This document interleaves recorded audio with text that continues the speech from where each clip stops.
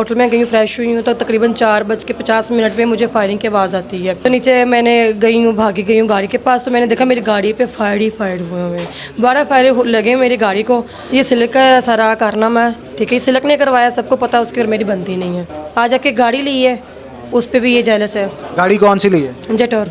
ओ, वही जिस पे फायरिंग जी, हुई जिस है? पे फायरिंग हुई है। एक गाड़ी लेने की जेलसी जो है वो इस हद तक बढ़ गई कि आपकी जान के पीछे पड़ गए। जी बिल्कुल, क्योंकि मुझे नंबर से कॉल्स भी आई थी कि पहले तेरी गाड़ी को ठोकेंगे, फिर तो तुम्हारी टांगों पे ठोकेंगे। आज से तकरीबन 7-8 साल पहले भी इसने मुझ पर फायरिंग करवाई थी।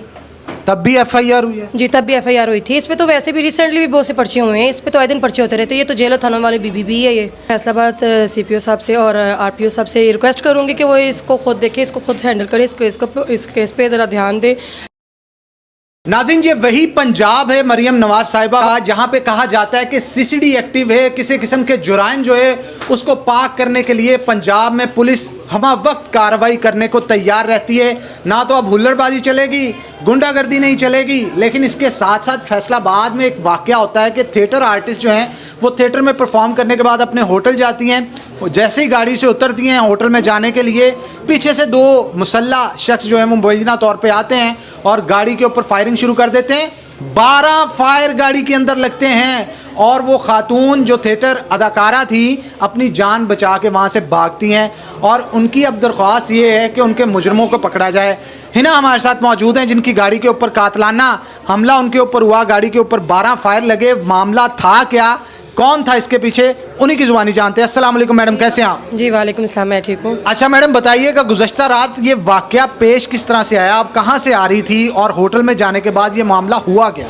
जी, मैं थिएटर से जा रही थी शो ख़त्म करके अपने होटल में गई हूँ, फ्रेश हुई हूँ तो तकरीबन 4:50 पे मुझे फायरिंग की आवाज़ आती है। तो नीचे मैंने गई हूँ, भागी गई हूँ गाड़ी के पास, तो मैंने देखा मेरी गाड़ी पे फायर हुए हुए हैं। 12 फायर लगे मेरी गाड़ी को। तो मैंने वहाँ पे सीसीटीवी फुटेज निकलवाई है। वहाँ पे 2 लड़के आए हैं, एक लड़का बाहर सर्विस रोड पे खड़ा और एक अंदर आकर गाड़ी को शूट करके फिर निकला वहाँ से। तो मैडम, जब किसी पे कातलाना कोई हमला होता है जी हाँ। तो आपने ये चीज़ नोट की होगी कि उसको पहले थ्रेट दिया जाता है या उसकी कोई वजह होती है।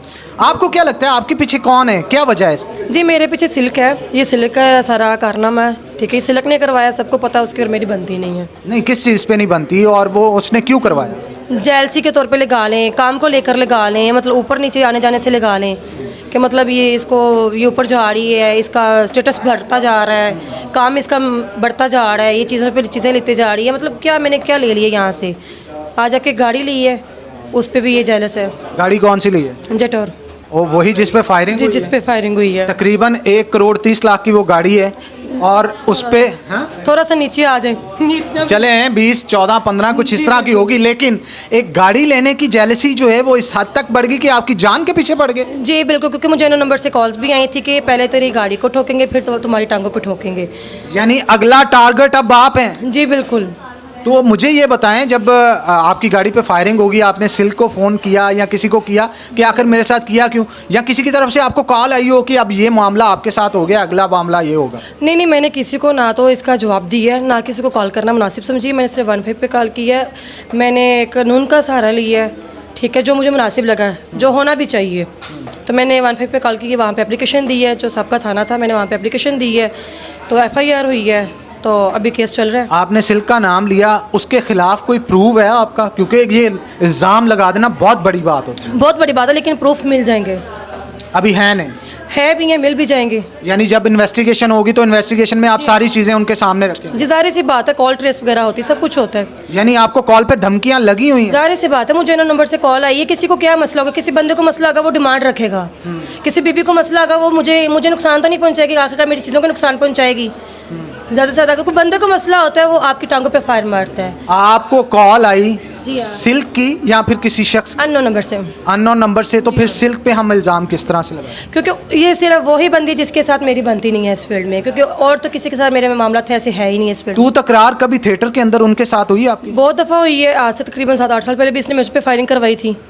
तब भी एफआईआर हुई है? जी, तब भी एफआईआर हुई थी। इस पे तो वैसे भी रिसेंटली भी बहुत से पर्चे हुए हैं। इस पे तो आए दिन पर्चे होते रहते हैं। ये तो जेल और थानों वाले बीबी है। ये तो जेल जाती रहती है, थप्पड़ शप्पड़ खाती मारती है, तो इसका ये चलता रहता है।